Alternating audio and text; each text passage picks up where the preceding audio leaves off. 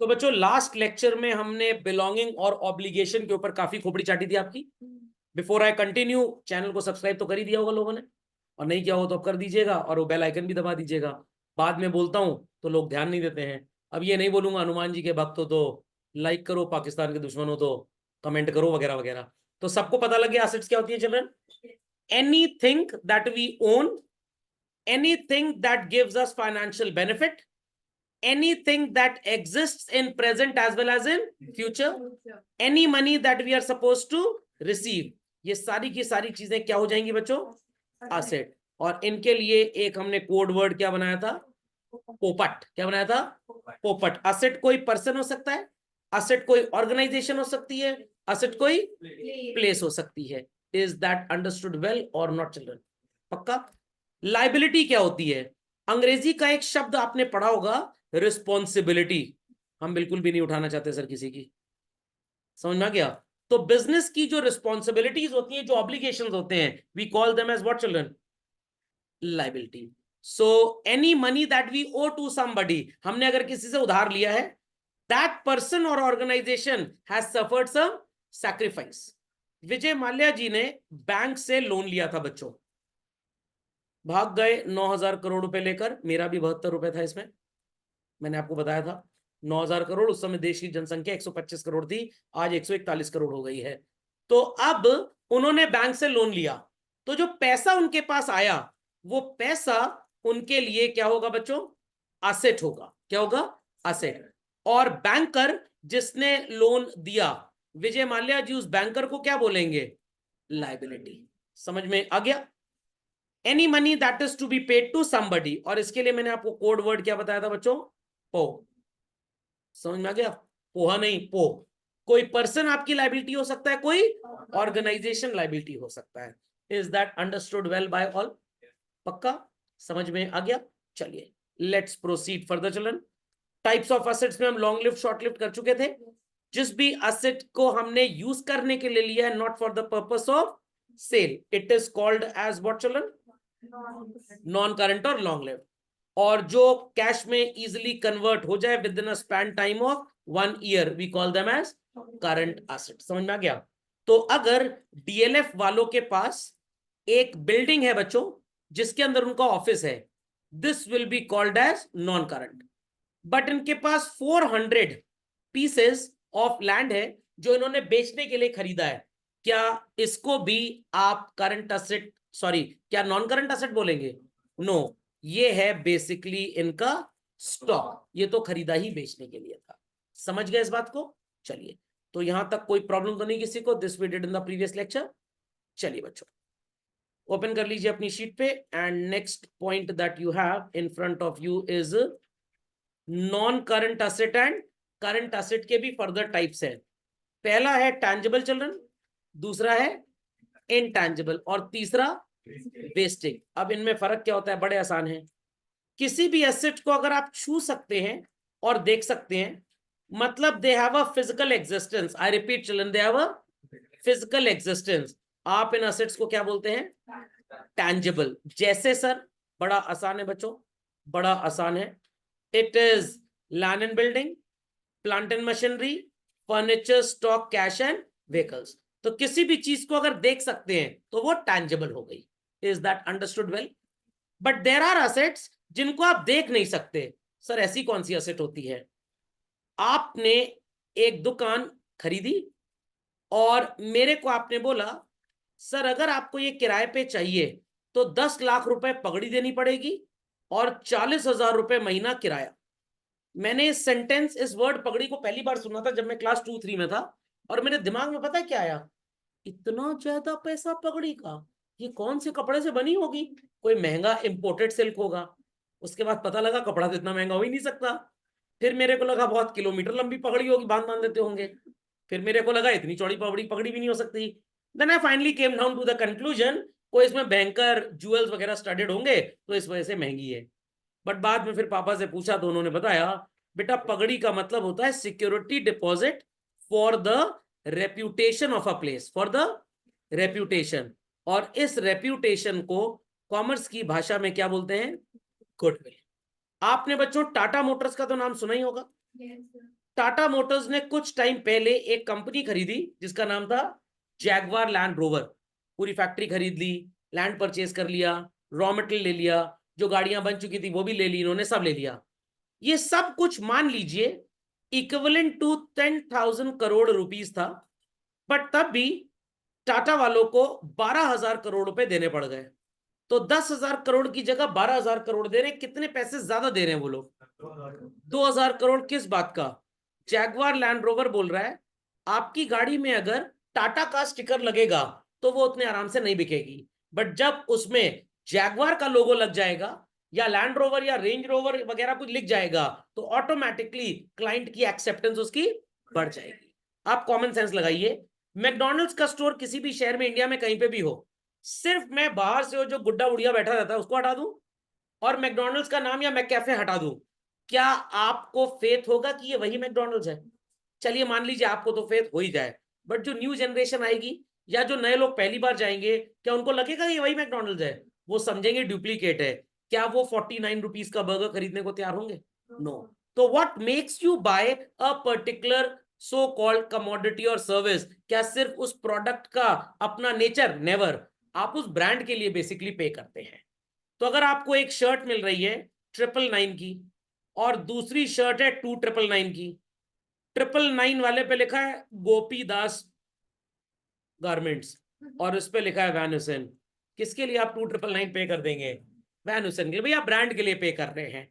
अगर मैं आपको बहुत स्ट्रॉन्ग बिलीव दिलवा दूं नहीं दोनों शर्ट एक ही फैक्ट्री बनी, आप मानेंगे मेरी बात?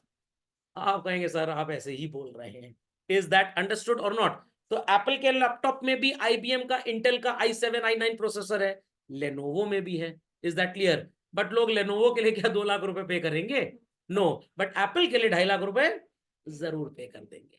Is that clear? Shahrukh Khan की मूवी लगी, आप देखने गए, ईटा पत्थर चलाना चालू ऑडिटोरियम के अंदर, क्यों? अरे फेक शाहरुख खान है, सौरभ को मुखौटा पहना दिया गया है। तो लोगों ने कैसे पकड़ लिया? अरे हम हाइट से पकड़ लिए हैं, शाहरुख खान 6.25 फुट से ऊपर है। Is that clear? Is that clear? तो आप ब्रांड के लिए पे करते हैं, तो आप जिस चीज के लिए पे करते हैं बच्चों, it is basically the goodwill. समझ में आई मेरी बात? तो देर आर सर्टन असेट्स जिनके पास पूरी क्वालिटी है असेट बनने की, सो कॉल्ड वो पैसा कमाने का मौका देंगी, सब कुछ है सब कुछ, बट आप उन्हें देख नहीं सकते हैं। तो it is first and foremost children goodwill. तो अगर आपकी शॉपिंग मॉल में कोई शॉप है, आप किसी को किराए पे देना चाहते हैं, तो आप कहेंगे पहले 1 करोड़ रुपए पगड़ी दे दो। पगड़ी मतलब वो टोपी? नो। 1 करोड़ रुपए रेपुटेशन की वैल्यू। जब दुकान खाली करके जाना, या तो मैं तुम्हें पैसा दूंगा वापस, या तुम कोई और किराएदार मेरे को पकड़ा जाना, तुम मुझसे 1.5 करोड़ पगड़ी ले लेना। Understood that? Understood that? चलिए हाँ सर गुडविल की वैल्यू कैसे? हाँ, गुडविल की वैल्यू कैसे निकाल सकते हैं? गुडविल की वैल्यू बेसिकली कैलकुलेट होती है on the basis of profits. Class 12th में जब आप पार्टनरशिप और ज्वाइंट स्टॉक कंपनी पढ़ेंगे तो आपको सिखा दिया जाएगा मैथमेटिकली गुडविल कैसे निकलती है। 11th क्लास में भी एक तरीका है इसका, बट वो बकवास भरा तरीका है। बट 12th क्लास में आपको पढ़ाया जाता है how to calculate goodwill. Is that clear?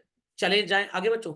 Next, आपने एक ऐसा सीलिंग फैन डेवलप किया जो 10% इलेक्ट्रिसिटी कंज्यूम करेगा in comparison with the other fans, और आपने इसका सो कॉल्ड अपने नाम पे रजिस्ट्रेशन करा लिया और आपने इस टेक्नोलॉजी को नाम दिया संकट मोचन फैन। मेरे नाम पे आपने फैन रख दिया, एसएम फैन क्या रखा। और आप नहीं चाहते कि कोई दूसरी कंपनी इस तरह का पंखा बाजार में बना के बेचे, तो आपने गवर्नमेंट को कहा कि भाई हमारे नाम पे इसको रजिस्टर कर दो। गवर्नमेंट कह रही ठीक है, 10 लाख रुपए फीस है, पे कर दीजिए। 7 साल तक ये ब्रांड नेम, ये टेक्नोलॉजी आपके नाम रहेगी। अगर आपको रिन्यू कराना होगा तो 7 साल बाद फिर पैसे दे दीजिएगा। इस रजिस्ट्रेशन राइट को बच्चों क्या बोलते हैं? पेटेंट। तो आपने बच्चों कभी एलजी कंपनी का नाम सुना है? Very good. आपके घर में वो है वॉल क्लॉक जिसमें पेंडुलम घूमता रहता है? अगर नहीं है तो झूठ मत बोलिएगा, पाप चढ़ता है। अगर है तो बोल सकते हैं, थी तो भी बोल सकते हैं, आने वाले होगी तब भी बोल सकते हैं। कभी आपने उसका मैजिक देखा होगा, जब रात में सब लोग सो गए, लाइट पंखा बत्ती बंद हो गया, लाइट पंखा बत्ती बंद, व्हाट हैपेंस? क्या टन टन की आवाज आती है 12 बजे 1 बजे? नहीं आती होगी। जैसे ही सवेरा होता है और 6 बजे घड़ी में 6 बार टन टन बोलेगा वो, तो आपको क्या उसके अंदर कोई भूतनी या चुड़ैल बैठी है ऐसा लगता है? नो। जहां पे 3, 9, 12 या 6 होता है, देखिएगा उसके नीचे आज जाके बहुत छोटा सा एक होल होता है चिल्ड्रन। इस होल पे एक एलडीआर सर्किट होता है। क्या होता है? जैसे एलईडी नहीं होती, लाइट एमिटिंग डायोड, एक सर्किट होता है। जैसे ही घड़ी में 2 बजेंगे, 3 बजेंगे, 4 बजेंगे और इस पे लाइट हिट करेगी, what it clear, circuit activate हो जाएगा और वो उतनी बार टन टन टन पन पन पन करने लग जाएगा। और आपको क्या लगता है बड़ी इंटेलिजेंट घड़ी है यार, रात में अपने आप चुप हो जाती है, दिन में भौंकने लगती है। तो एक्चुअली वो सर्किट एक्टिवेट होता है। समझ में आई ये बात? एलजी वालों ने इस टेक्नोलॉजी को इन द ईयर 1998 यूज किया और एक नाम रख दिया इसका, and what is that? Golden I technology. और उन्होंने इसी सर्किट को, 1 रुपए से भी कम का आता है ये, इसी सर्किट को टीवी में लगाया और लोगों को बताया कि अगर आप अपने कमरे की लाइट को ऑन ऑफ करेंगे तो TV automatically contrast, sharpness, brightness, colour सब एडजस्ट कर लेगा। आपने कहा ये बढ़िया टीवी यार, ये तो रिमोट बाजी करने की जरूरत ही नहीं है। तो लोग खरीदने लग गए इस टीवी को। और इनको लगा कि भाई दूसरी कंपनी हमारे डिजाइन को, साइंटिफिक डिस्कवरी को यूज ना करे, तो अपने नाम पे पहले इसको पेटेंट करा। और इसका सबसे बढ़िया एग्जांपल आपने टार्जन वंडर कार मूवी देखी होगी। लॉजिक समझ में आ गया? तो ज्यादा ना पेटेंट कराने के लिए कोई दूसरा ना बना ले, बस वही चीज है। तो पेटेंट का मतलब समझ में आ गया? कोई भी रजिस्ट्रेशन अगर आप अपने क्रिएशन या डिजाइन का कराते हैं तो उसे पेटेंट बोलते हैं। Got it clear? कभी आपने मोबाइल में देखा है आप गधे की तरह से और फोटो खींच गई? ये स्माइल शॉट टेक्नोलॉजी है, दुनिया के हर कैमरे और मोबाइल में अभी आती है। सबसे पहले इसको जिस कंपनी ने इन्वेंट किया था चिल्ड्रन, या सॉफ्टवेयर बनाया था, इट वाज कैनन। फिर सोनी, सैमसंग, सबको लगा कि हमारे मोबाइल फोन में या हमारे सो कॉल्ड कैमरे में ये सॉफ्टवेयर, ये प्रोग्राम होना चाहिए। तो वो चुरा तो सकता नहीं इसको, तो उन्होंने कैनन वालों को कांटेक्ट किया और कैनन ने कहा ठीक है, पैसा फेंक तमाशा देख, आप हमको पैसा दीजिए 2 करोड़ रुपए साल भर का, और अगले साल फिर दीजिएगा, फिर अगले साल दीजिएगा, और जितने कैमरे में सॉफ्टवेयर लगाना चाहते हैं इसको लगा लीजिए। Understood this? नहीं समझे बात को? पक्का? चलिए, आपने बच्चों एआई के बारे में कुछ सुना है? एआई का एक कमाल देखना चाहेंगे? भव्य जी, नित्या जी, एआई का एक कमाल देखना चाहेंगे? Yes sir. चलिए, तो आपकी स्क्रीन पे आ गया बच्चों, आपके सामने एक एआई मॉडल मिल गया। ये है माइक्रोसॉफ्ट का कोपायलट और ये है नोटबुक मोड। और थोड़ा ध्यान दीजिएगा बच्चों, एक धमाकेदार चीज बनाने जा रहा हूं, देखिएगा ध्यान से बच्चों। अरे कहाँ गया बच्चों? हाँ चलिए, ये टाइप्स ऑफ लाइबिलिटीज नजर आ रहा है। चलिए, मैंने इतना पोर्शन बच्चों सेलेक्ट कर लिया, गॉट इट? यहां तक ये कॉपी किया मैंने कंट्रोल सी कमांड से और यहां पे लाके इसको पेस्ट कर दिया। पेस्ट हो गया? पेस्ट हो गया बच्चों? ठीक है, अब सर आप क्या करेंगे? अब मैं इसको बोलने जा रहा हूं frame 10 MCQ having 4 options out of it and mark the correct one also। समझ गए? अब मैंने ये एंटर की दबा दी। अब ये बगल में कह रहा है stop responding, why to stop responding, I paid money, I will not stop responding. ये देखिए धनाधन एमसीक्यू क्रिएट होने चालू हो गए हैं। इसमें असर्शन, रीजनिंग टाइप सब बन जाता है। ये है एआई का कमाल। Got it clear? Which of the following is a long term? 4 आ गए और जो हाईलाइटेड पॉइंट है वो मेरा आंसर है। समझ में आया कि नहीं आया? तो मेरे से एक मेरा कुलीग पूछने लग गया, ये इतना बिजी रहने के बाद ना एमसीक्यू पेपर आपका कैसे बन जाता है?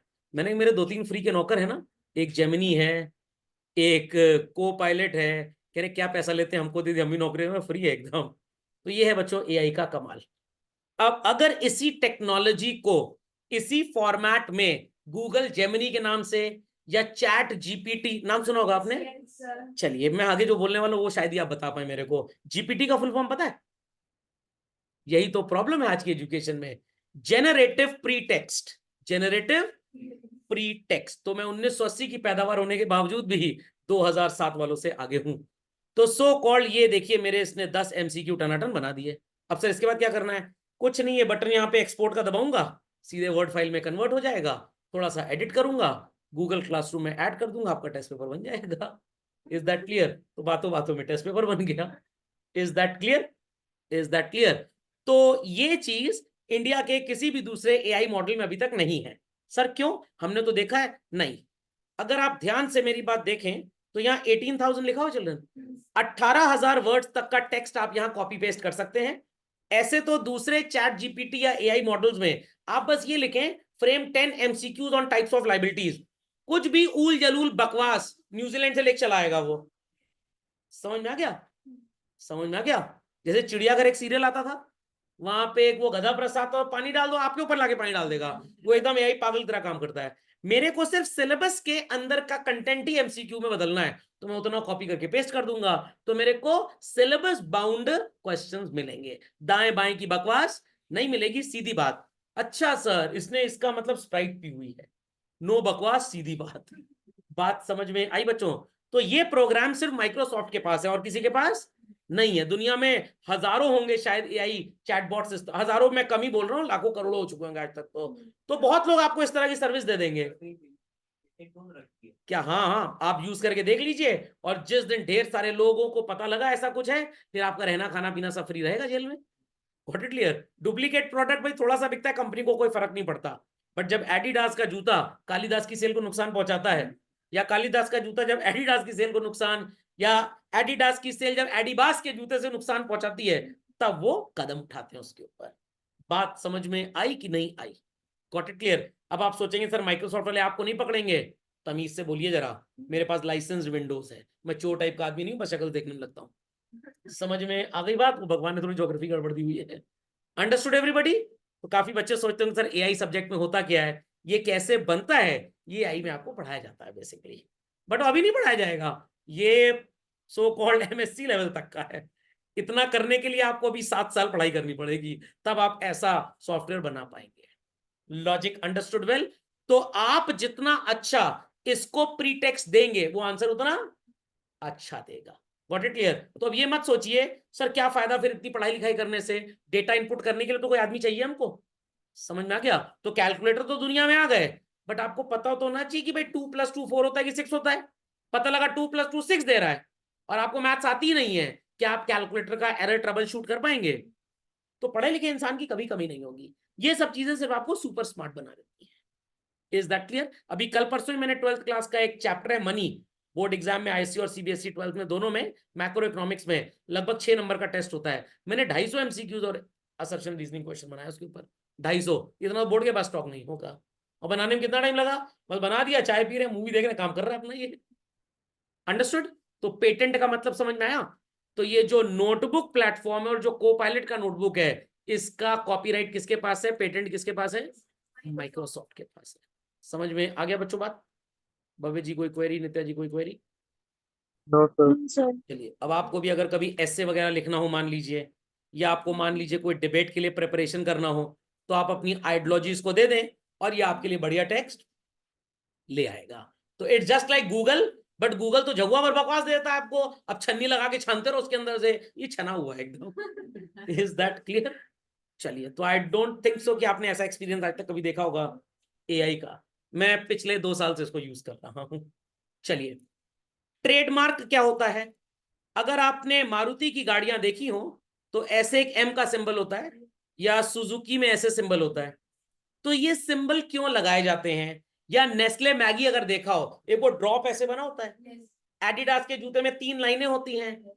या सबसे पहले ट्रेडमार्क इस धरती पे किसने बनाया था, कोई मेरे को बता दे, मैं उसको 1 करोड़ रुपए प्राइज मनी दूंगा, कैश, स्विस बैंक में ट्रांसफर हो जाएगा पैसा। हरी ग्रीन, पहला ट्रेडमार्क दुनिया में राम जी ने बनाया था। वो जो गिलहरी छोटे छोटे धूल के कण ला रही थी, तो उन्होंने ऐसे आशीर्वाद दिया था उसको, तो 3 उंगली बन गई थी ना, तो राम जी सबसे पहले ट्रेडमार्क क्रिएटर थे। और सबसे पहले मोटिवेशनल स्पीकर कौन थे इस दुनिया में? कृष्ण जी, जिन्होंने मोटिवेट किया था मेरे कहने पर अर्जुन को। चलते हैं आगे। तो ट्रेडमार्क इज अ रिप्रेजेंटेशन, जैसे ये कटा सेब, अच्छा हुआ कटा सेब है, जुड़ा होता तो कितना महंगा होता सोचो, एक बाइट काट के जूठा है, ये शबरी के बेर की याद दिलाता है। तो अगर पूछा जाए कि एप्पल का सिंबल कहाँ इन्वेंट हुआ था, रामायण में ही इन्वेंट हुआ था, शबरी नहीं इन्वेंट किया होगा इसको। तो सो कॉल्ड, अब अगर वो एप्पल का कटा सेब है, मेरे लैपटॉप पे भी है, गॉट इट क्लियर, बट ये एप्पल का नहीं है, परेशान ना होइएगा। तो इन दैट केस ये स्टिकर आपको रियलाइज कराता है कि इसकी हैसियत बहुत ज्यादा है। तो कंपनीज अपने प्रोडक्ट को एक डिफरेंट लुक देने के लिए, एक डिफरेंट रिमेम्बरेंस देने के लिए, एक डिफरेंट पहचान देने के लिए एक खास डिजाइन बनाती हैं. That design is called as what? Trademark. Is that clear? Sir फिर लोगो में क्या फर्क होता है? लोगो जो होता है वो सिर्फ स्टिकर होता है, बट उसके साथ अगर कोई टेक्स्ट भी आ गया तो वो ट्रेडमार्क बनता है. जैसे विंडोज का फोटो आता है बनके, नीचे लिखा होता है ना माइक्रोसॉफ्ट कॉर्पोरेशन, तो ये पूरा मिला के ट्रेडमार्क बन जाएगा. Is that clear? या डिजाइन बना है 4 खिड़की दरवाजा गायब है और नीचे लिखा है विंडोज 13 विंडोज 11, तो this complete makes a trademark. Mercedes का वो एम्बलम देखा होगा ट्रिपल वाला, तो सिर्फ अगर एम्बलम है तो लोगो है, बट नीचे अगर मर्सिडीज बेंज और ब्रैकेट में लिखा है limited edition for Saurabh sir, तो ये पूरा क्या बन गया? ट्रेडमार्क बन गया. Understood everybody? पक्का? चलिए, नाइकी के जूते पे ऐसे होता है ना, Yes, sir. ये क्या है? ये लोगो है बस. इसके नीचे जब नाइकी लिख गया तो क्या बन गया? Simple as that. कॉपीराइट का मतलब क्या होता है? Right to copy. Yes, after due permission. After due permission. मैंने एक अकाउंटेंसी की बुक लिखी, टाइटल दिया अकाउंटेंसी मेड इजी. अब इस नाम से कोई भी किताब दूसरा नहीं छपा सकता इंडिया में. मैंने अपने नाम पे रजिस्टर करा लिया इसको भी, और इसके अंदर का जो लिटरेचर है वो भी. That is called as what? Copyright. समझ में आ गया? तो आपने देखा होगा शोले मूवी बच्चों कब बनी थी? 80s के आसपास. अभी 3D में कुछ साल बाद फिर से बन गई. सेम डायरेक्टर तो कभी भी उसको बना सकता है, बट अगर आप अपनी मूवी नहीं चाहते कि कोई दूसरा बनाए तो आपको इसका कॉपीराइट लेना पड़ता है वो फिल्म ब्रॉडकास्टिंग वालों से. तो 20 साल के लिए कॉपीराइट प्रोटेक्टेड रहता है. उसके बाद आपकी स्टोरी को कोई भी इस्तेमाल कर सकता है. मेडिसिन बनती है, कुछ मेडिसिन काफी महंगी होती हैं और कुछ मेडिसिन उसी इलाज की बहुत सस्ती. जैसे दवा इंडिया वगैरह दुकानें आजकल हैं, आयुष भारत स्कीम वगैरह के तहत नॉर्मल गोली ब्लड प्रेशर की मान लीजिए बाजार में 5 रुपए की है, तो वो लोग आपको 40 पैसे की दे देंगे. तो 5 रुपए वाली सर इतनी महंगी क्यों है? क्योंकि 5 रुपए की जो गोली है ना, उसका ब्रांड नेम करोड़ों का है. तो वो पैसा कवर करने के लिए पब्लिक को लूटना बहुत जरूरी बन जाता है. इज दैट क्लियर और नॉट? समझ में आ गया? नेक्स्ट, मास्ट हेड मतलब हेड एकदम मस्त है. अखबार के ऊपर उसका नाम होता है, the times of India, the Saurabh times, संकट मोशन टाइम्स. तो ये जो अखबार के ब्रांड नेम्स होते हैं इसका भी रजिस्ट्रेशन होता है. आप ये नहीं कल से हम छापेंगे अमर उजाला, समझ में, शाम उजाला, रात उजाला, दैनिक जागरण, दैनिक भास्कर, भास्कर जागरण, आप नहीं छाप सकते, क्योंकि इनके भी ब्रांड नेम इन कंपनीज ने अपने पास पे रजिस्टर किए हुए हैं. सर वो आज तक चैनल आता है, आप बना लीजिए परसों तक, कोई प्रॉब्लम नहीं है. आप बना लीजिए कभी तक, अभी तक, कभी नहीं तक, बट आज तक के नाम से आप टीवी चैनल नहीं बना सकते. तो ये जो न्यूज़पेपर के सो कॉल्ड नेम्स होते हैं इनका भी रजिस्ट्रेशन होता है बच्चों, और इनको क्या बोलते हैं? मास्ट हेड. न्यूज़पेपर्स और जहां पे इस तरह के कुछ बोल्ड टाइप के आर्टिकल वगैरह में तो वो भी रजिस्टर्ड होते हैं. बेसिकली मैगजीन के कवर पेज को भी आप बोल सकते हैं, वो भी मास्टहेड की कैटेगरी में आता है. वेरी गुड धैर्य जी. फ्रेंचाइज. मैकडोनल्ड्स का स्टोर मैं इंडिया में खोलना चाहता हूं. मैंने मैकडोनल्ड्स यूएस वालों से बात की, उन्होंने कहा ठीक है 400 करोड़ रुपए दे दीजिए, हम आपको लाइसेंस देते हैं, पूरे इंडिया में स्टोर्स खोल लीजिए. तो मैंने 400 करोड़ उनको दे दिए, और पूरे इंडिया में मैकडोनल्ड के जितने स्टोर्स होंगे 2 तरह के होंगे, या तो ब्रांच होगी या तो फ्रेंचाइज होगा. ब्रांच का मतलब आपने स्टोर खोला, प्रॉफिट लॉस आप जाने, आपका काम जाने, भाड़ में जाए, हमसे से कोई मतलब नहीं है. समझ में आ गया? हम आपसे एक फिक्स्ड फीस ले लेंगे साल भर की बस. फ्रेंचाइज एक तरह का अग्रीमेंट होता है जहां पे जितना सामान बिकेगा, burger, pizza, McPuff, French fries, कुछ भी, पर यूनिट 2 रुपए 3 रुपए आप हमको देंगे, हम 1 रुपए यूएस भेजेंगे. That agreement is called as franchise agreement. समझ में आ गया? तो उस अग्रीमेंट की वजह से I am able to earn something, मेरे को फाइनेंशियल बेनिफिट मिल रहा है. तो this is what children, my asset. और ये क्या होता है सर? ये होता है नो हाउ. आपने संजीव कपूर जी का नाम सुना है? वो जो खाना खजाना में आते थे, बढ़िया बढ़िया खाना वगैरह बनाते थे, याद है? उन्होंने एक पिज्जा बनाया, पनीर मंचूरियन पिज्जा. समझ में आ गया? और रेसिपी को अपने नाम पे रजिस्टर करा लिया. क्या आप यूज कर सकते हैं बच्चों रेसिपी? नहीं यूज कर सकते, वो उन्हीं की है, वही यूज करेंगे. बट अगर आपको यूज करनी है तो क्या देना पड़ेगा? पैसा. समझ में आ गया? ताज के रतन टाटा जी ने मेरे को फोन किया, सर वो आपकी संजीव कपूर जी तो जान पहचान है, तो हमको ये रेसिपी यूज करनी, थोड़ा बात करवा देंगे? मैंने कहा बिल्कुल. मैंने संजीव कपूर जी को फोन किया, पता लगा नंबर ब्लॉक लिस्ट पर डाला था. तो फिर मैंने मंत्र मारना चालू किया, कॉल बैक आ गई. Got it clear? तो मैंने कहा भाई इस तरह से रतन टाटा जी यूज करना चाहते हैं इस तरह का पिज्जा अपने कैफेटेरिया में. कह रहे कोई बात नहीं, रतन टाटा जी अपने आदमी है, देश के लिए बहुत काम किया है, 600 करोड़ रुपए उनसे कहिए हमको दे दें और वर्ल्ड वाइड अपने ताज आउटलेट्स में हर जगह मेरा पिज्जा बेच सकते हैं। रतन टाटा जी ने कहा कुछ भाई कम करा दो। मैंने कहा अच्छा ऐसा करो 2 करोड़ रुपए कम कर दो। उन्होंने कहा चलिए कोई बात नहीं, 598 करोड़ रुपीस। तो संजीव कपूर जी ने क्या बेचा? नो हाउ, बनाने की विधि। कोको कोला कंसंट्रेट होता है, कोको कोला वालों से मैं कहूं भाई मेरे को दे दो ये, समझ में आ गया, और मेरे से पैसा ले लो, कहेंगे ठीक है 3,000 करोड़ दे दीजिए, ये कंसंट्रेट का फॉर्मूला आपको दे देते हैं और आज के बाद पूरे देश में बिजनेस आप ही करेंगे इसका। समझ गए what is called as this children? पक्का? चलिए झटपट इसको लिख लीजिए। वेस्टिंग एसेट्स क्या होती हैं? सर हमारे घर वाले हमको यही बोलते हैं, कलंक हो एकदम परिवार पे। तो आपने कहा कोई बात नहीं, कलंक 2 आने वाली है, मैं उसमें अप्लाई करता हूँ रोल के लिए कि मैं ओरिजिनल कलंक हूं, सर्टिफाइड कलंक हूं। ऐसी एसेट्स जिनको आप यूज करते हैं तो उनकी वैल्यू क्या होती है चिल्ड्रन? रिड्यूस हो जाती है। लास्ट ईयर मैंने चिल्ड्रंस डे पे हर बच्चे को अफ्रीका में एक एक गोल्ड माइन गिफ्ट कर दी थी। समझ में आ गया? समझ में आ गया?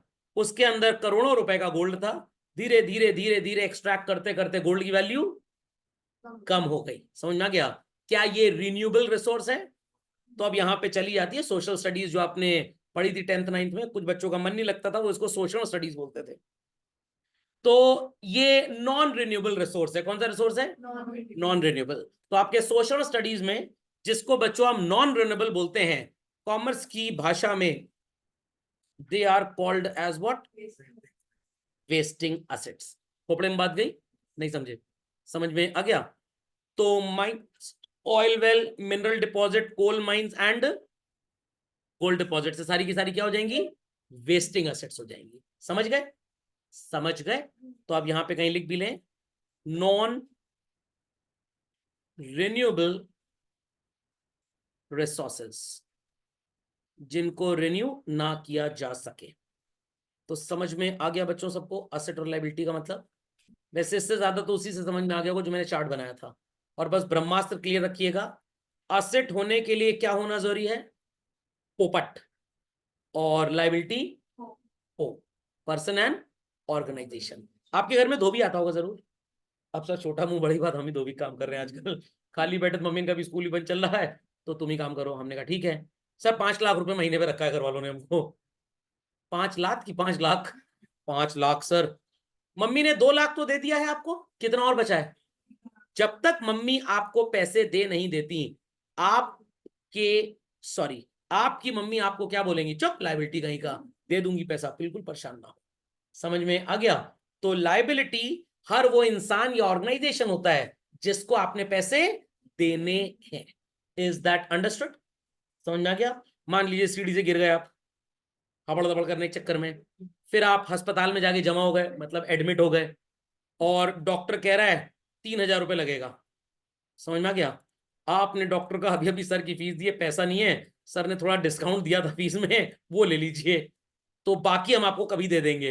तो जब तक आप डॉक्टर को पैसे दे नहीं देते बच्चों, ये डॉक्टर अंकल आपके लिए कौन है? लायबिलिटी। समझ में आ गया?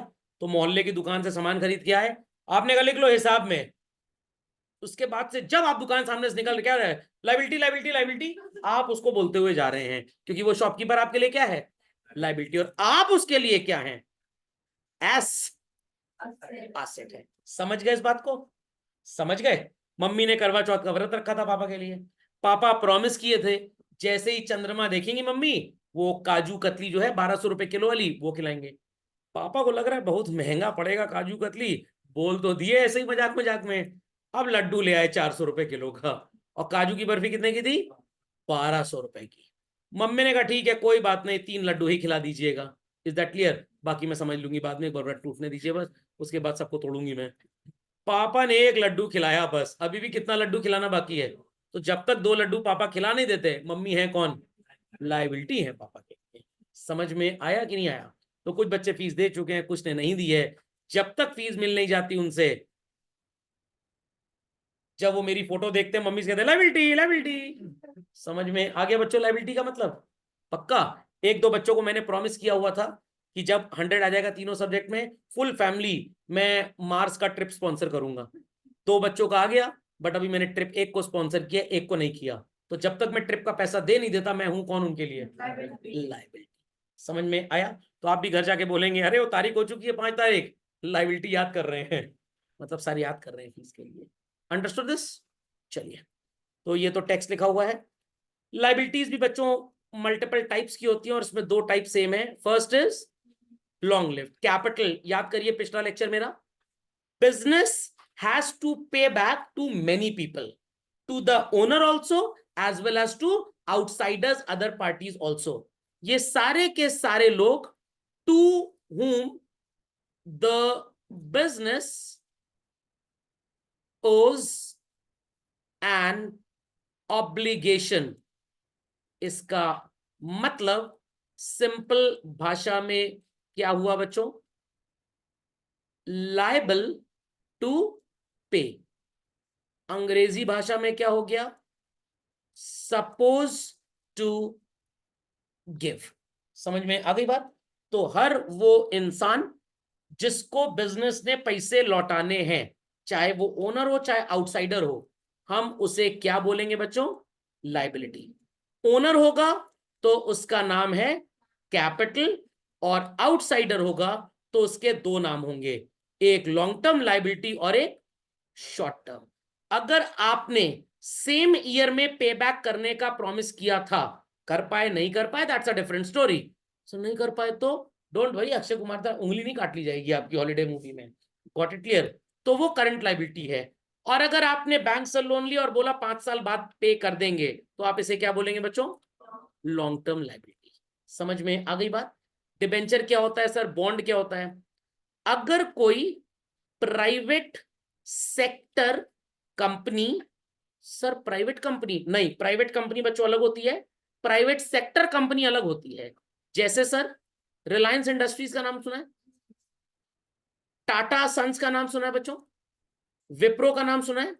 ये पब्लिक कंपनीज हैं, but they belong to private sector.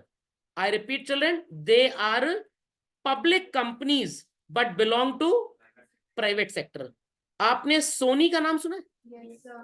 आपने बच्चों फिलिप्स का नाम सुना है? ये जो हैं ये प्राइवेट सेक्टर की भी हैं और प्राइवेट कंपनी भी हैं। सर फर्क क्या होता है इन सब में? प्राइवेट सेक्टर का मतलब जिसमें गवर्नमेंट का डोमिनेशन ना हो, तो ये सारी प्राइवेट सेक्टर की हो गई। यहां पे अंबानी का भी पैसा लगा है, मेरा और आपका भी लगा है, बट यहां पे सोनी और फिलिप्स वालों का ही लगा है, किसी आउटसाइडर का पैसा नहीं लगा। तो प्राइवेट कंपनी बच्चों अलग होती है और प्राइवेट सेक्टर अलग होता है। आगे बात करते हैं हम। आपने इंडियन रेलवेज का भी नाम सुना होगा, और एक मोबाइल फोन कंपनी है, क्या नाम है इसका? भूल से ना लेना, भारत संचार निगम लिमिटेड। आपने एमटीएनएल का नाम सुना होगा, आपने वीएसएनएल का नाम सुना होगा, विदेश संचार निगम लिमिटेड। ये जो इंटरनेट सर्विसेज आपको प्रोवाइड करते हैं ये वो है चिल्ड्रन। आपने Uttar Pradesh state road transport corporation का नाम सुना होगा। ये ऐसे इंस्टीट्यूशंस हैं जहां पे पैसा भारत सरकार का लगा हुआ है। किसका लगा है? भारत सरकार का। ये सारी की सारी सो कॉल्ड पब्लिक सेक्टर में आती है। कहां आती है? Public sector. और सर ये कंपनीज कौन सी हैं? पब्लिक का भी पैसा लगा है, गवर्नमेंट का भी पैसा लगा है, तो ये पब्लिक कंपनीज ही हैं चिल्ड्रन। तो जहां तक इंडियन रेलवेज की बात है, अभी यहां पब्लिक का पैसा नहीं लगा, कुछ दिन में लग जाएगा।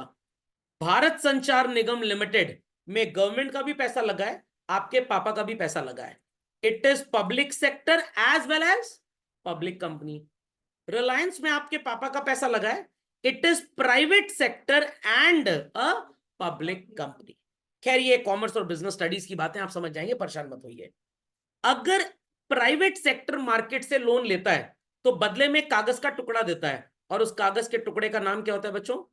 डिबेंचर। और अगर गवर्नमेंट सेक्टर कंपनीज इस तरह से बाजार से पैसा बोरो करें और वो आपको एक कागज का टुकड़ा दें, तो उसे नाम क्या देंगे? बॉन्ड्स। मतलब चाहे पापा की बहन हो या मम्मी की बहन हो, रिश्ता तो बराबर ही है दोनों तरफ से। आप तो पाया लागू करेंगे क्योंकि हम आप दलित हैं, हमको 100 रुपया चाहिए उनसे, 101 रुपए चाहिए, और कोई इंटरेस्ट नहीं है। और मौसी जी बड़े दिन बाद आई, चलो अब रहिएगा तो 2.5 महीना। पता आप क्या पूछना चाह रहे हैं? जाएंगी कब वापस? अरे नहीं भैया हम तो 15 दिन बाद जा रहे थे। थैंक गॉड 17 दिन बाद बर्थडे हमारा, गेस्ट लिस्ट और बड़ी हो जाती। तो अब बॉन्ड्स और डिबेंचर्स बच्चों एक ही चीज होता है, डिट्टो एक ही चीज होता है। प्राइवेट सेक्टर पैसा बोरो करेगा तो कागज का टुकड़ा जो आपको देगा वो डिबेंचर। पब्लिक सेक्टर बोरो करेगा, गवर्नमेंट अंडरटेकिंग जो आपको कागज का टुकड़ा देंगे वो बॉन्ड होता है। तो भैया पैसा लौटाना है या विजय माल्या बनना है? लौटाना है। जब तक नहीं दे देते, क्या है वो लोग जिनसे पैसा उधार लिया है? लाइबिलिटी। तो अगर आपके पापा ने रिलायंस के, मैंने टाटा के और आपकी बुआ जी ने विप्रो के डिबेंचर्स खरीदे हैं, हम सब टाटा, रिलायंस और विप्रो के लिए क्या है बच्चों? लाइबिलिटी। हमने इंडियन रेलवेज का बॉन्ड खरीदा, बीएसएनएल का बॉन्ड खरीदा, एमटीएनएल का खरीदा, बीएसएनएल का खरीदा, यूपीएसआरटीसी खरीदा। सर और कोई काम धंधा नहीं है कि यही सब खरीदते रहते हैं आप? यही तो काम है अपना। ये सब हमें पैसा देंगे या विजय माल्या बन जाएंगे? पैसा देंगे। ये लोग हमें क्या बोलेंगे सवेरे शाम? लाइबिलिटी। कभी कभी आप स्कूल गए हो, आजकल तो बच्चे कभी कभी स्कूल जाते हैं, तो स्कूल में चपरासी एक प्रेम पत्र लेके आता है। टीचर को प्रेम पत्र मिलता है, बच्चे को बोलता है बेटा स्कूल तुम्हारे लिए लाइबिलिटी है, बाकी तुम समझदार हो। मैं बोल के बेइज्जती नहीं करना चाहता या चाहती, फीस जमा कराना तो तनख्वाह नहीं आएगी हमारी। Is that clear? Is that clear? अब पता लगा लंच ब्रेक के बाद उस बच्चे को क्लास वाले चिढ़ाने लगे, लाइबिलिटी है इसके लिए स्कूल। समझ में आ गया? तो ऐसा किसी को चिढ़ाना नहीं है। Is that understood? समझ में आ गया भाई? Understood everybody? सर ये रिजर्व क्या होता है? गुल्लक जानते हैं? Piggy bank.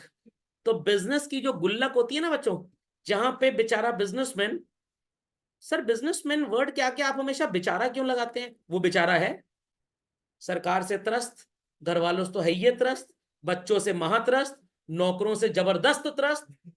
समझ में आ गया? हर बिजनेसमैन मोटिवेशनल स्पीकर होता है बच्चों। और हिंदुस्तान में अगर बिजनेसमैन खत्म हो जाए ना, तो समझ लीजिए देश का बेड़ा गर्क है, पूरे देश का बेड़ा गर्क है। क्योंकि सरकार कितना एम्प्लॉयमेंट प्रोवाइड करती है? Less than 5%। 95% people are employed where? In the private sector. Sir पापा की इज्जत बढ़ गई सर आज, पापा बहुत महान आत्मा है। बिल्कुल बिल्कुल। और अगर आपको और महानता उनकी देखनी है, कुछ ऐसी करतूत करिए चप्पल पर और महानता नजर आएगी आपको। Got it clear? तो अब बिजनेसमैन पैसा बचा के चलता है, कल को कोविड ना आ जाए फिर से, या मान लीजिए किसी एम्प्लॉय को अस्पताल में जमा कराना पड़ जाए, मतलब एडमिट हो जाए, तो पैसे कहां से आएंगे? तो प्रॉफिट में से पैसा बचा के चलेंगे। तो प्रॉफिट बिजनेस में कमाया और है बिजनेसमैन का। आई रिपीट, बिजनेस में कमाया और है किसका बच्चों? बिजनेसमैन का। बट बिजनेसमैन कह रहा है घर ले जाएंगे, तो भाभी जी पूरा खर्च कर डालेंगे पैसा। इट इज बेटर कि थोड़ा पैसा बिजनेस की गुल्लक में रख दो, बिजनेस की गुल्लक में रख दो। वो गुल्लक बैंक में भी हो सकती है, ऑफिस के अंदर भी हो सकती है। तो पैसे ओनर के हैं बच्चों, रखे कहां हैं? गुल्लक में। पैसे ओनर के हैं, रखे कहां हैं? गुल्लक में।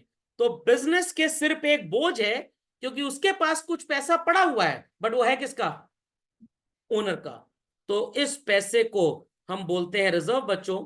और ये लायबिलिटी इसीलिए होता है, रखा बिजनेस के अंदर है बट बिजनेस का है नहीं। तो मान लीजिए ये पैसे मेरे थे, ये मैंने आपको दे दिए, क्या आपके हो गए? नहीं सर, आप ही के रहेंगे। तो आपके सिर पे एक बोझ है, जैसे मेरे सिर पे है। महंगा फोन है, इसमें छोड़ नहीं रहा हूं मान लीजिए। तो जैसे मेरे सिर पे बोझ है, आपके सिर पे भी ये बोझ है। तो ये बोझ आपके लिए है, तो आप मेरे को क्या बोलेंगे?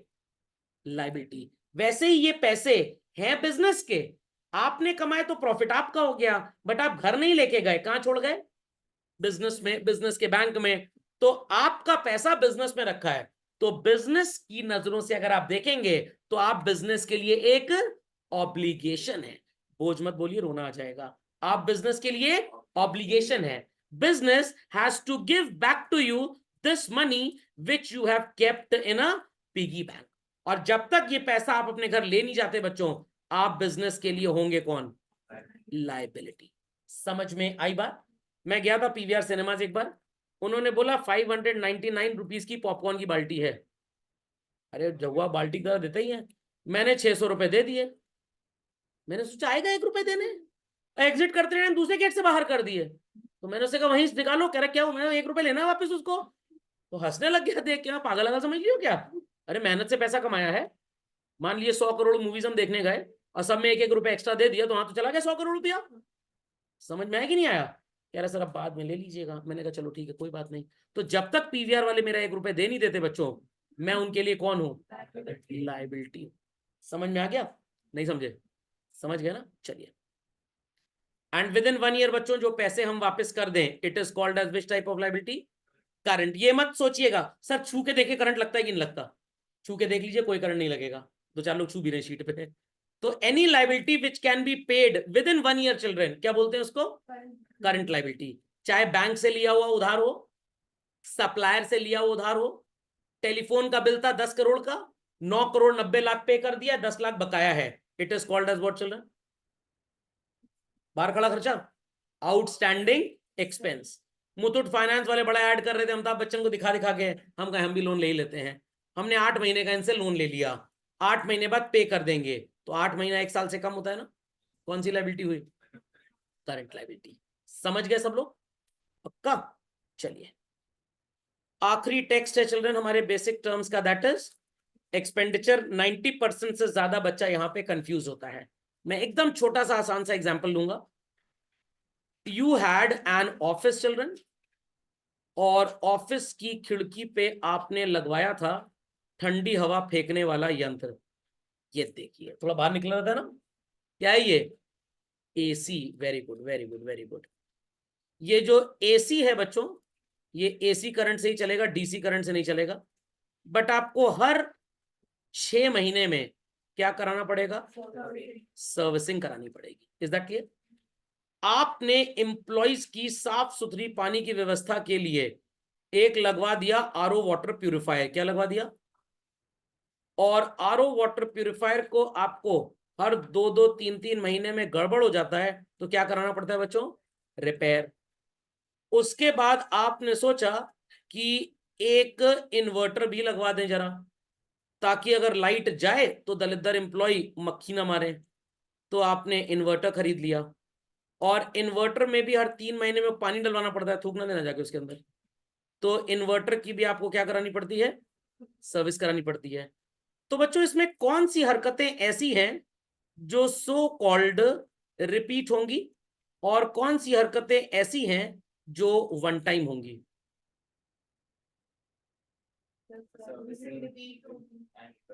Very good. This is non recurring and these are, समझ गए सर? मम्मी ने गैस स्टोव खरीदा, मॉड्यूलर किचन बनवाया एक बार, बेलन सर 15 दिन से ऊपर टिकता ही नहीं, क्योंकि हमारी हरकतें ऐसी हैं। तो रेकरिंग खर्चा रसोई में किस चीज का है बच्चों? वेरी गुड, बड़ा तेज आंसर दिए लोग, आप बीती बता रहे हैं, बढ़िया। तो ये जो नॉन रेकरिंग एक्टिविटीज पे मनी स्पेंट हुआ है बच्चों, इसको बोला जाता है कैपिटल एक्सपेंडिचर। क्या बोला जाता है? कैपिटल। यहां पे कैपिटल शब्द का मतलब वो वाला कैपिटल नहीं है जो स्टार्टिंग में पढ़ा था। यहां कैपिटल शब्द का मतलब क्या है? बिग।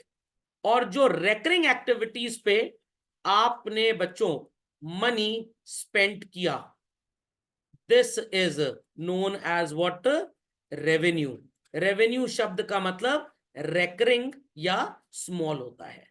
तो मेरा लैपटॉप परचेज करना, मैं टीचर हूं, क्लास लेता हूं, वन टाइम है कि हर दूसरे दिन खरीदूंगा? One time. बट आपके पापा के शोरूम में 50-100 लैपटॉप हर तीसरे चौथे दिन आते रहते हैं, क्यों? ऐसा क्यों हो रहा है? बिजनेस है आपका, तो आपके पापा के लिए लैपटॉप खरीदना बेचना इज अ रेकरिंग एक्टिविटी। तो उनके लिए लैपटॉप खरीदना is what children? Revenue expenditure. But मेरे जैसे टीचर के लिए क्या है? Capital expenditure. आपके लिए आरओ वाटर प्यूरिफायर खरीदना और किचन में इंस्टॉल करवाना एवरीडे अफेयर है। हाँ सर, हमारा छोटा भाई है ना, नहाता है उसके नीचे खड़े होके, वो खराब हो जाता है, वो क्या एवरीडे अफेयर होगा? आप 2-4 साल में एक बार खरीदेंगे, तो कौन सा एक्सपेंडिचर हो जाएगा? कैपिटल। बट जो दुकानदार है who is selling every week 15-20-30 RO water purifiers, उसके लिए तो रोजमर्रा का काम है, तो उसके लिए क्या होगा बच्चों? Revenue expenditure. Is that understood? मैं 5-10 साल में कभी शायद एक बार सीढ़ी से गिराऊंगा, नॉन रेकरिंग। कुछ बच्चे डेली गिरते हैं, सोच ही गिरी हुई है, इट इज रेकरिंग। आपने कार खरीदी और अपने दोस्त को गिफ्ट कर दी, उबर में चलाएगा वो, और आपके पापा का कार का शोरूम है, तो आपके पापा तो हर हफ्ते 25-30-50 गाड़ियां बेचते हैं, दोस्त तो एक ही बार खरीदेगा, तो दोस्त के लिए क्या हो जाएगा कार खरीदना? Non recurring. और थोड़ी स्वच्छ भाषा में बोलिए, कैपिटल एक्सपेंडिचर। बट शोरूम के लिए क्या हो जाएगा? Revenue expenditure. समझ गए सब लोग? नहीं समझे? पक्का? चाट का ठेला, चाट वाले ने एक बार खरीदा, 2-4 साल चल जाएगा। बट आलू जिससे टिक्की बनाएगा, फुल्की, पानी पूरी, और सर वो जल जीरा, वो तो नाली सामने जा ही रही थी, समझ में आ गया? तो तो आलू खरीदना चाट वाले के लिए क्या होगा, रेकरिंग की नॉन रेकरिंग? आलू रेकरिंग। मैंने ये नहीं बोला आलू चोरी करना क्या होगा, चोरी करना नॉन रेकरिंग हो सकता है, और ठेला खरीदना नॉन रेकरिंग। पेट्रोल पंप से जाके आपका दोस्त जो उबर में गाड़ी चलाता है वो भी डेली फ्यूल परचेज करता है, और पेट्रोल पंप वाला भी हर दूसरे दिन परचेज करता है, दोनों के लिए फ्यूल परचेज करना क्या होगा? नहीं समझे बात को? पक्का? कुछ लोग महीने में एक बार कपड़ा धुलवाते हैं, बस पहनते रहेंगे पहनते रहेंगे पहनते रहेंगे, जब तक क्लोरोफॉर्म जैसा इफेक्ट नहीं आएगा धुलवाएंगे नहीं, तो उनके लिए कपड़ा धुलवाना क्या हो जाएगा? नहीं, ये भी रेकरिंग होगा, साल में बहुत बार हो गया। तो जो टाइम फ्रीक्वेंसी है वो एनुअल बेसिस पे देखी जाती है। समझ में आ गया? हमारे यहाँ धोबन जो थी बड़ा नौटंकी कर रही थी, 800 रुपए लेती थी, कह रही भाभी जी 1200 रुपए दीजिए। तो मैंने कहा बोल दो कि भैया जी कोई कुबेर का खजाना हाथ में नहीं लगा है, कल से मत आना। तो फिर शी सेड कि यू विल वॉश क्लोथ। मैंने कहा नो नॉट एट ऑल, मैं सिर्फ बच्चों को धोना जानता हूँ, कपड़े नहीं धो पाता मैं। तो वॉशिंग मशीन खरीद के दे दी। तो वॉशिंग मशीन के हर दिन हमारे घर आएगी? कोई अंबानी परिवार के हमें? नो। तो एक बार आ गई, 2 4 5 साल, भगवान मनुष्य है, बोलो 10 साल चलेगी कम से कम। तुम लोग तो चाहते हो सरकार नुकसान हो जाए, गरीब आदमी और परेशान रहे, कम से कम 8 10 साल चलेगी। तो वॉशिंग मशीन खरीदना क्या हुआ? नॉन रेकरिंग या क्या? समझ में आ गया? आपको कभी कभी once in a blue moon, साल 2 साल 4 साल में एक बार डांट पड़ी मार पड़ी, छोटा वाला डेली सूता जाता है डेली, तो उसके लिए क्या हो जाएगा हमारा खाना? रेवेन्यू। और आपके लिए है क्या? समझ गए इस बात को बच्चों? तो एक्सपेंडिचर शब्द के 2 मीनिंग होते हैं। अगर सिर्फ कैपिटल एक्सपेंडिचर बोलूं और आप कहें सर इसका कोई सिनोनिम बता दीजिए, तो मैंने कहा ठीक है, या तो कैपिटल एक्सपेंडिचर बोल लो या एक्सपेंडिचर बोल लो, बात एक ही है। टीचर बोल लो या खड़ूस बोल लो, बात एक ही है। रेवेन्यू एक्सपेंडिचर बोल लो या एक्सपेंस बोल लो, बात एक ही। Is that clear? घर पहुंचे आप, पापा बढ़िया 2 जोड़ी जूता लेके आए हैं।